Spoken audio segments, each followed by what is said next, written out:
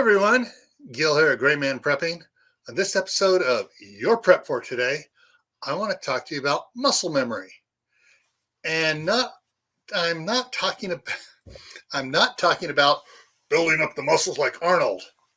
All right. What I'm talking about is building muscle memory into your muscles so when you're doing a chore, you have the skills readily at hand. Now, example of this would be a typist.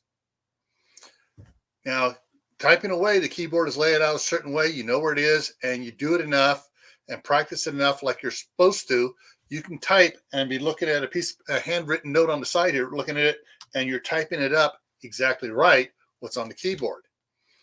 Well, I've also talked about muscle memory in dealing with archery because there's a certain thing when you get into it, you got to hold it a certain way and you get your muscles to lock into that right spot for becoming a good shot. Firearms. And I also talk about knife work, hand-to-hand combat, martial arts. All that is, that's why they practice the katas and everything so much, to develop muscle memory so you can react quickly because your muscles know what to do. Well, there's a lot more than just that. There's a lot of things you need muscle memory for. Anybody do any welding? Yeah, you need the more you weld, the better you get. The smoother those the beads are, and better your welds are. So if you're a welder, you got to practice muscle memory. If you're a hobbyist welder, you need to practice more often so that your welds are better. There's a lot of things to do out there that takes muscle memory.